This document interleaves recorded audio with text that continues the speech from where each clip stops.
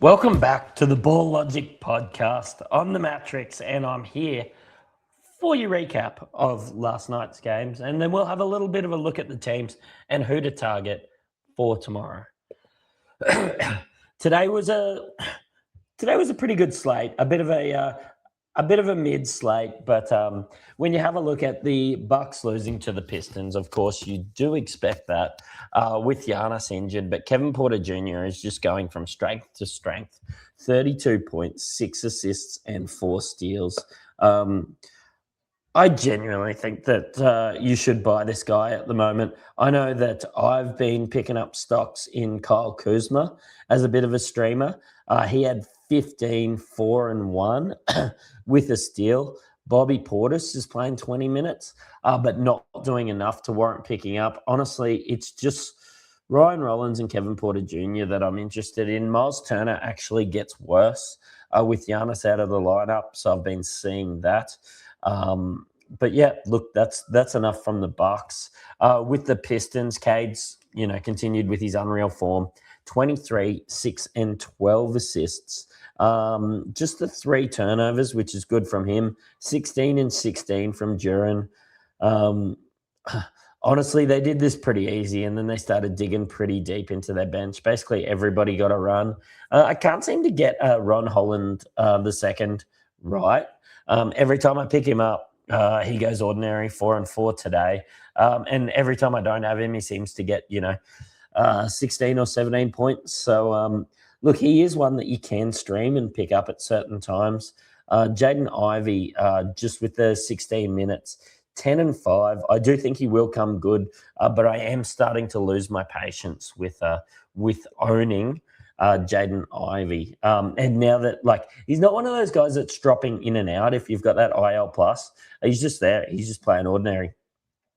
Nets beat the Pels. Michael Porter Jr., 35 and 9. There's not a shot that this man doesn't take. And he's improving his stocks for the deadline. Noah Clowney continues going okay, 10 and 6. Nick Claxton with the triple-double, 14, 11, and 10. He's been flirting with that triple-double for a few games now. Day'Ron Sharp had a good one, 16, 3, and 3. Apart from that, really nothing of note. Igor Diorman, 8 and 7 there. But yeah, it's hard to, I suppose, get double-digit assists when your center's getting 10 assists. Most of those passing to Michael Porter Jr. He took 23 shots today. Trey Murphy, apparently he's on the block. They're willing to listen to Trey Murphy trades. In the 35 minutes, he honestly just went out there and tried his best. Him, Sadiq Bey, and Jeremiah Fears were the good ones there. Jeremiah Fears, 14 and 5. Trey Murphy, 23, 5 and 5 with the 2 steals. Sadiq Bey, 18, 5 and 2. And Bryce McGowan, 16, 2 and 2. If you really need those scorings, he's there. Derek Queen, 6, 9 and 5. You're going to be okay with that as an owner, especially with Yves Messi coming back, just the 4 and 6. Derek Queen outplayed him in this one. Jordan Hawkins played a few games. I've seen him picked up in a couple leagues. He's just one of those guys that's either hot or cold. The Hawks, off the back of a Jalen Johnson triple-double. 30-point triple-double too, might I mention. This guy's doing it with ease, with Trae Young missing. So 30, 12, and 12 with the 2 steals. Onyeka Okongwu, 21, 9, and 6 with 2 steals and 3 blocks. Of course, this is with Kristaps Porzingis out of the lineup. Nickeil Alexander, despite a 30-piece the game before, 17, 4, and 4 with 3 steals. You'd be stoked with that. And then, no steals again from Dyson Daniels. That's the second time in his career, I think. But Luke Kennard, 15, 3, and 2. But yeah, the Atlanta Hawks did it easy. Started, when Vic Krejci and stuff starts to get some decent minutes, Mo Gay. It's becoming a little bit of a blowout. CJ McCollum continues his good form, despite the 6 turnovers, 28 points there. Keyshawn George, 15, 6, and 7. Justin Champagny, you'd be happy with the 16, 5, and 3. It's the 3 blocks that excite me from him. And Marvin Bagley can probably just be dropped to the waiver wire. Tristan Vucevic, 18, 5, and 4 is a streamable option there from the Wizards. There's going to be a few of those going forward. We've got 4 games to go, and the Warriors, like the Pat Spencer led Warriors. When I had a look at this starting lineup, Pat Spencer, Will Richard, Buddy Hield, Quinton Post, and Jonathan Kuminga, I actually tweeted out how disappointing this is. But man, they come away with the win. Pat Spencer, 19 and 7. I mean, if he's starting, that's enough for me to, start to look at him. We saw Guy Santos, 14 off the bench. We saw Jonathan Kuminga struggle a bit, 4, 7, and 3. Quinton Post, 12 points, 9 rebounds. Buddy Hield, 13, 7, and 3. Buddy Hield's been providing that in the last couple games. But Quinton Post got 3 blocks actually as well.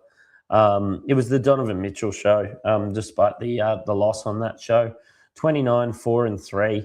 Jalen Tyson, 11, 11. That's rebounds from Jalen Tyson, which was quite nice. And Evan Mobley, 18 and 10 there. But outside of that, pretty ordinary from the Cavs in a game that I'm sure they're going to look at as one that they should have won. The Kings today, it was the Zach Lavine show. I nearly made a tweet when a couple of guys were talking about how Sacramento were going to beat the Heat today, that Zach Lavine could not tie Norman Powell's shoelaces. But look, he must have heard my thoughts. 42 points, 5 and 1. Russ Westbrook, 12 and 10. Maxime Reynolds started today, 12 and 10. He seems to be a lot better starter than Drew Eubanks. I am interested in whoever soaks up those center minutes. But yeah, if it's Maxime, he's one that I'm happy to get. 13, 6, and 6 from DeMar DeRozan. Honestly, a much better outing from the Kings. Miami Heat were missing some troops. We know that Davion Mitchell and we know that Tyler Hero were missing, and Pele Larson's with that right hip flexor. He's worked his way back into the lineup. But 18 from Norman Powell, 13 from Andrew Wiggins. Pretty dismal from these guys. We saw 27 points from Jaime Jaquez Jr. and 20 from Simone Fontecchio. And that probably just about sums it up from these guys. Nobody in double digits rebounding. Assists from Nikola Jovic. I'm not falling into that trap again. Look, I'm not reading too much into this from the Heat or the Kings. Just a different game, really.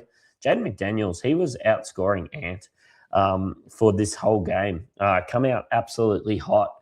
In their 109-106 win of the LA Clippers, and 10 of 13 from the field.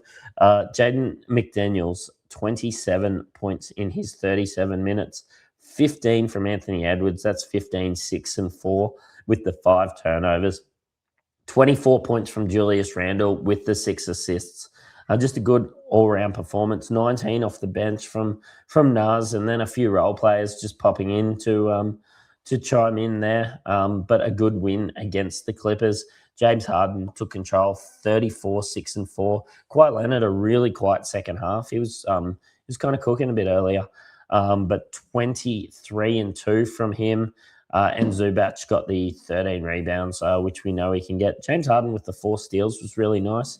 And Chris Dunn, while you might be disappointed with the 8 points, the 3 steals is one of the reasons you've got him. The 4 assists chipping in, and still being able to get some boards there with the 6 today. Let's go into the next one, and this was surprising. The Anthony Davis led Mavericks, 29 and 8 from Anthony Davis, just reminding us that he is a very good player. I've actually traded for him. Big gamble, but look, I think that it will pay off. I think for the price that Anthony Davis can be bought at the moment, if you're really high up in your ladder, you could consider the risk. PJ Washington's missed the last 3, but he's back with 14 and 5 steals with the 7 rebounds. Cooper Flagg, 19, 5, and 3. We've got 7 assists from Ryan Nembhard. Just a really good all-round performance from the Mavericks. We saw 20 off the bench from Brandon Williams. I saw some people pick up Max Christie. I'm not real high on that. I think that there's some better options out there than Max Christie. We saw Aaron Holiday play 27 minutes in these from the Rockets with that firepower off the bench. He scored 19 points. We had 27 from Kevin Durant. The best stat line was probably Jabari Smith Jr. in 41 minutes, 22, 8 and 3, but really not too much to write home about when it comes to these guys. Look, let's take a quick look into tomorrow's games and see what maybe we can get with who's out. Orlando, kind of expecting a full roster tomorrow. Of course, Paolo Banchero's come back, and we expect Desmond Bane to take a little bit of a bump down. Anthony Black's been nice for some points there. We, of course, see Karl Anthony Towns being questionable. Mitch Robinson's back in and playing. You could take a punt if you needed some blocks. He'll probably only play a max of 18 minutes per game. And I still think Miles McBride or Juice McBride has been playing well enough that you can bring him in if you need those points and that extra spark. We expect to see a full lineup from Boston, or full as much as we've seen all year.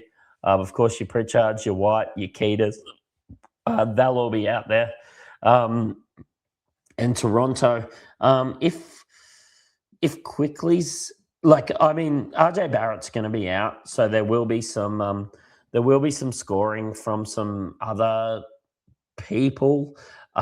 Mainly Brandon Ingram and Scotty Barnes pick up the slack there. But if they decide to move Scotty Barnes back up, maybe into that point guard position, we'll probably see some burn from Jacoby Walter, Jamal Shedd, Colin Murray Boyles, if Emmanuel Quickly's out. So keep an eye out on that.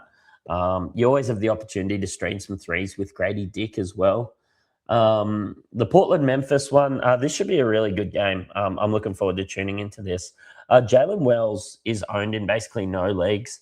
I reckon he's averaged 20 points a game his last 5.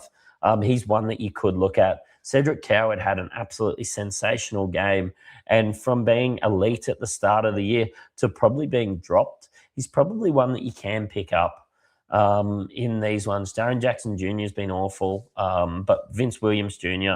Is one that you can pick up and get those assists as well. Looking at that injury report, it's dismal. You've got doubtful from Ja Morant, Clark, Jerome, Scottie Pippen, Javonte Small. They're all out. Donovan Clingan's missed the last couple, so he's questionable. I really like Time Ward. That's Robert Williams.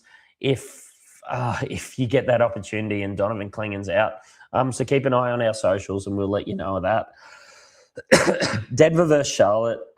We've got Spencer Jones probably in the starting lineup. This one, Peyton Watson 100% should be owned in your leagues. He's been unreal. You've got Con Knipple, you've got Sion James, Miles Bridges, Brandon Miller, and Ryan Kalkbrenner, with LaMelo Ball being out with that ankle concern from the other day. And honestly, man, it's just looking like a huge, like Colin Sexton's out in this one too. It's probably why Con Knipple might have to play some point guard there, because Trey Mann's out as well, honestly. Looking pretty dismal for the Hornets. You can put your house on Denver. And I'm actually a bit worried about some early showers for Nikola Jokic there. We've got 3 more games and then you're done with me. As I said, the Golden State Warriors with that lineup the other day, that's Jimmy Butler, that's Steph Curry, that's Draymond Green, all out. The lineup did look very, very different. That was Pods out as well today. But yeah, some of these guys are questionable and probably expected back. I really have my eyes on DeAnthony Melton. He played 21 minutes in his return, had 14 and 4. He's one that I've been keeping an eye on because he's always just had a very fantasy-friendly game. And with all these injuries and the older team, he's one that I can get around, and I've added in a lot of leagues. I did have to drop him in some, but I do plan on picking him back up if it looks like he is going to play tomorrow. He's got that questionable tag. Look, Josh Giddey, triple-doubles are just happening left, right, and center for him. There's a huge Doubtful, like Jalen Smith's doubtful. Isaac Okoro, Trey Jones is doubtful. Kobe White's probable. So we kind of expect a big one from him. You've got Ao Desumnu getting a run, and yeah, Bazelis and Vooch. I might watch this just to see some players that I don't always get to see play with the Golden State and Chicago games, so that should be good. Luca's back after the birth of his child. LeBron James is questionable, but really, Luca, Austin Reeves, Rui, DeAndre Ayton, they're the guys you look at. I'm not looking to stream anybody from LA, basically ever. Paul George is going to be questionable basically till the end of his career, as is Joel Embiid. If we do see them out, definitely get in on Drummond. He just gets double doubles for absolute fun. And Tyrese Maxey, doesn't matter who plays, this guy's playing like an absolute god at the moment. OKC, yeah, I got the notification that Shai Gilgeous-Alexander's out, and that's to go with Caruso and Dort and Hartenstein. Add your Case and Wallace's, add your Jalen Williams. I'm talking the big guy there. Add your AJ Mitchells, add your Isaiah Joes if you need points. This is the team that I would target, especially against a pretty poor defensive team in the Utah Jazz. Svi Mikhailuk is one that I've been targeting there. But that just about wraps up all those games for tomorrow. We've got some guys that we can add. Definitely with blocks, you'd be targeting your Drummonds and some of those guys like that. There's plenty of Thunder guys. Should you need points, might ruin your field goal percentage though. But yeah, look, good luck out there. Hope you guys can win your week, and you've listened to a Ball Logic podcast. Cheerio.